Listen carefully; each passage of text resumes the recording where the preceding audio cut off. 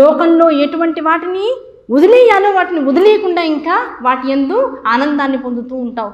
దేనిని వదిలితే పరమశివ అనుగ్రహం కలుగుతుందో వాటిని వదలవు, దేన్ని పట్టుకుంటే అనుగ్రహం కలుగుతుందో వాటిని పట్టుకోకుండా విస్మరించి తిరుగుతూ ఉంటావు. అటువంటి వ్యతిరేక దిశలు నీ మీద వస్తూ ఉంటాయి. కనుక ఓంకారం అనేటువంటి దాన్ని మాత్రం గురువుచే మాత్రమే స్వీకరించు, గురు శుశ్రూష చేస్తూ ఉండు.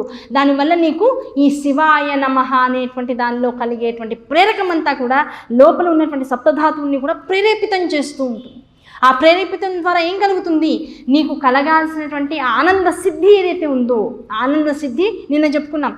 సుషుమ్నా నాడియే అగ్నిస్తంభము. ఆ సుషుమ్నా నాడి పక్కన ఉన్నటువంటి 2 ఇడా పింగళ అనేటువంటి 2 నాడులు కూడా శివ విష్ణు బ్రహ్మతత్వాలు. ఈ మూడింటితో కలిగి ఉన్నటువంటి ఈ దేహాన్ని స్థిరంగా కూర్చోపెట్టడం, దీని ద్వారా ఆ పరబ్రహ్మం వైపుకు ప్రయాణం చేయడం అనేటువంటిదే జీవులందరికీ నిర్దేశింపబడినటువంటి తపస్సు. ఆ తపస్సులో శివాయ నమ ఓం, శివాయ ఓం కూడా అందరికీ అవకాశం లేదని చెప్పాం. శివాయ నమః అనేటువంటి ఒక్క నామాన్ని పట్టుకుని కనుక కూర్చుంటే ఆ శివాయ అనేటువంటిది అయ్యేటప్పటికల్లా నమః మనస్సు తనంతట తానుగా నమస్కరిస్తూ పోవాలట. అటువంటి స్థితి వచ్చిందంటే ఇప్పుడు అసలైన మంత్రం ఏమిటి? శివ అనేటువంటిది ఒక్కటే మంత్రం. ఆ ఒక్క మంత్రాన్ని నిమిషము ప్రతి నిమిషము ఎన్నిసార్లు ఊపిరిలు తీస్తున్నావో, ఎన్నిసార్లు ఊపిరిలు వదులుతున్నావో అన్నిసార్లు నీ మనస్సులో అనుకుంటూ ఉండగలిగే స్థితిని పొందు. అలా అనుకుంటే కలిగేటువంటిది ఏమిటి? సోహం స్థాయిలో నీలో ఉచ్ఛ్వాస నిశ్వాసాలలో, అలాగే కుంభక రేచక పూరక స్థితులలో ఎక్కడైతే ప్రాణశక్తి నీలోకి వెళ్తుందో ఆ ప్రాణమే పంచవాయు స్వరూపుడైనటువంటి ఆ పరబ్రహ్మముతో లీనమయ్యి బయటికి వదిలేది తక్కువైపోతుంది, లోపల ఉంచుకునేది తక్కువైపోతుంది. అసలు పీల్చేది చాలా గ్రాడ్యువల్గా తగ్గిపోతూ ఉంటుంది. ఎప్పుడైతే పీల్చడం, లోపలికి గాలిని తీసుకోవడం, బయటికి వదలడం అనేటువంటి స్థానాలు తగ్గిపోతూ ఉంటాయో ఆయుష్ యొక్క ప్రమాణం పెరుగుతూ ఉంటుంది. దాన్నే మనం ప్రాణాయామ నియమము అని చెప్తూ ఉంటాం. ఆ ప్రాణాయామంలో ఏం చేస్తుంటాం? రేచకము లేదు, పూరకము లేదు, లోపల కుంభకం. ఆ కుంభకం నువ్వు ఎంతసేపు ఉంచుకుంటున్నావో దాన్ని బట్టి నీలో ప్రాణశక్తి పెరుగుతూ ఉంటుంది. ఆ ప్రాణశక్తి ద్వారా ఏం కలుగుతుంది? నీ యొక్క ఆయుర్దాయం పెరుగుతుంది. అంటే అర్థం ఏమిటి?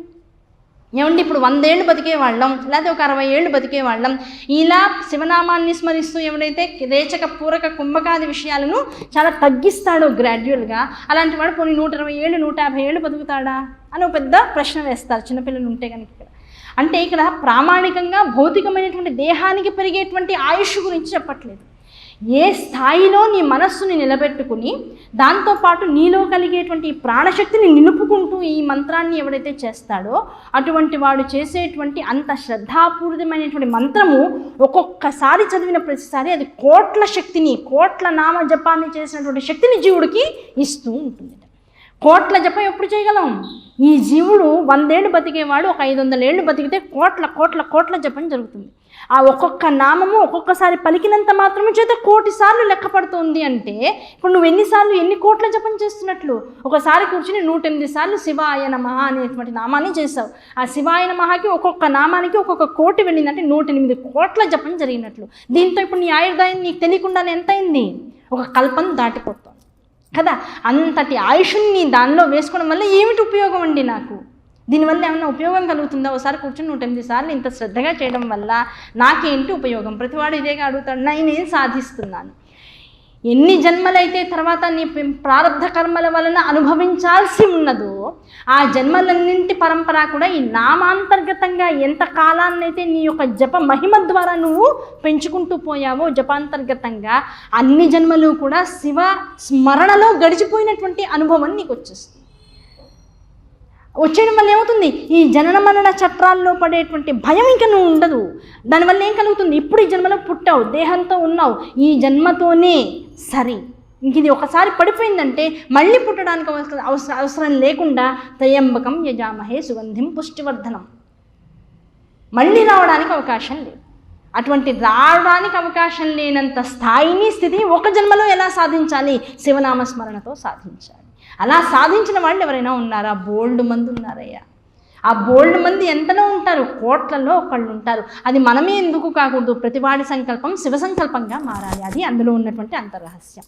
ఆ శివ సంకల్పంగా ఎప్పుడైతే మారిందో ఆ శివ సంకల్పాంతర్గతంగా ఉన్నటువంటి విధానాన్ని తెలుసుకునేటువంటి వాడికి ప్రతినిత్యము తపస్సే జీవితం. అలా జీవితాన్ని తపస్సుగా మార్చుకున్నటువంటి వాడికి ఉన్నటువంటి ఈ భూమంతా కూడా కైలాస స్వరూపమే. అలా కైలాసంలో నిరంతరము పరమేశ్వరుడి సన్నిధిలో ఉండి నోటితోనూ మనస్సుతోనూ బుద్ధితోనూ కూడా ఎవడైతే పరమేశ్వర నామాన్ని పట్టుకుంటాడో అటువంటి వాడికి మరల జన్మ ఉంటుంది అన్నా అసలు ఉండడానికి అవకాశం లేనంత లయమైనటువంటి లీనమైనటువంటి స్థితికి వెళ్ళిపోతాడు. ఆ స్థితిని పొందవయ్యా మనిషిగా పుట్టినందుకు గాను అని పరమేశ్వరుడు చెప్తున్నాడు. ఇటువంటి స్థితి జగత్తులో ఉన్నటువంటి వాళ్ళందరికీ ఇవ్వాలి. ఇది కదా ప్రథమ కర్తవ్యం. దైవం ఎందుకుంది? తన్ని తెలుసుకోవడం కోసం జగత్తుని ఏర్పాటు చేసింది. తన్ని తెలుసుకోవాలి అంటే ఆ జగత్తులో ఉన్నటువంటి జీవులందరికీ కూడా ఒక సన్మార్గాన్ని ప్రకటించాలి. ఆ ప్రకటించాలి అంటే సన్మార్గము అంటే ముందేంటో తెలియాలి అంటే ఎవరి ద్వారా జగత్తులోకి ఈ విషయాలన్నీ కూడా ప్రవేశపెట్టబడతాయో వారికి ముందు ఈ శివజ్ఞానం అంతా వెళ్ళాలి. కనుక భగవానుడు ఏం చేశాడు? ముందు విష్ణువుని బ్రహ్మని ఆలంబన చేసుకున్నారు. వాళ్ళ ద్వారా ఇంత విద్యని వారికి ఉపదేశించారు. వాళ్ళు ఏం చేశారు? వాళ్ళ ద్వారా దేవతలకు అందించారు. దేవతలు ఏం చేశారు? ఋషులకు అందించారు. ఋషులు మనుషుల దాకా వచ్చారు. ఈ మనుషులు ఇప్పుడు ఎంత గ్రహించామో అంత స్థాయిలో ఇప్పుడు మనమున్నటువంటి స్థితిలో శివనామాన్ని వదలకుండా నిరంతరం పట్టుకోవాలి. దాంతోపాటు శివ దర్శనాన్ని నిరంతరము చేయాలి. నువ్వు బతుకున్నన్నాళ్ళు శివధ్యానాన్ని చేస్తూనే ఉండాలి, శివాలయ దర్శనం చేస్తూనే ఉండాలి. ఏమండి, నాకు కూడా ఇంట్లో చిన్న శివలింగం పెట్టుకోవాలని కోరికగా ఉందండి. రోజు ఆలయానికి వస్తున్నా, ఇంట్లో మళ్ళీ శివలింగం కూడా పెట్టుకోవాలని కోరిక ఉంది. దానికి మళ్ళీ శివపురాణం చెప్తుంది, శివుడే స్వయంగా చెప్తున్నాడు దీనికి చాలా విధి విధానాలు ఉన్నాయి, జాగ్రత్తగా పట్టుకో.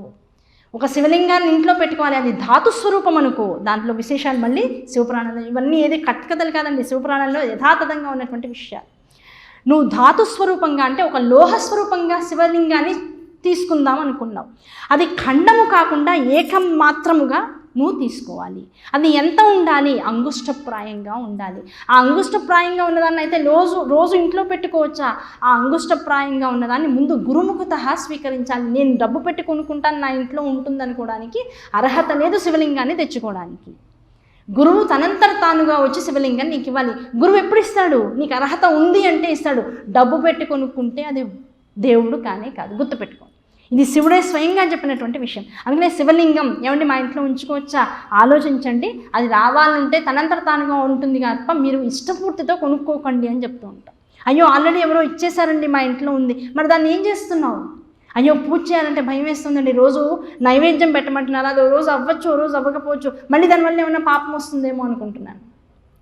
నీ ఇంట్లో తల్లిదండ్రి, ముసలివారైనటువంటి తల్లిదండ్రి ఇంట్లో ఉంటే వారిని ఎలా చూసుకుంటావో అలా నీ ఇంట్లో ఉన్నటువంటి శివలింగాన్ని చూసుకోగలిగితే, అంతటి శ్రద్ధ దాన్ని ఎందుకు నువ్వు ఉంచుకోగలిగితే, అయ్యా మా ఇంట్లో కుక్ ఉందండి, ఆవిడ అందరికీ వండి పెట్టేస్తుంది కనుక నేను పెద్ద వాళ్ళ గురించి ఆలోచించను, అలాగే ఆ కుక్కే వీటికి కూడా వండి పెట్టేస్తుంది అనుకుంటే ఇప్పుడు ఏమవుతుంది? శ్రద్ధ నీకు కాదు, ఆ శివలింగం ఎవరి కోసం వచ్చింది? ఎవరు వండి పెడుతున్నారో వాళ్ళ యోగ్యతను బట్టి నీ ఇంట్లోకి వచ్చింది. నీ ఇల్లు ఆలయం అయింది అంతవరకే.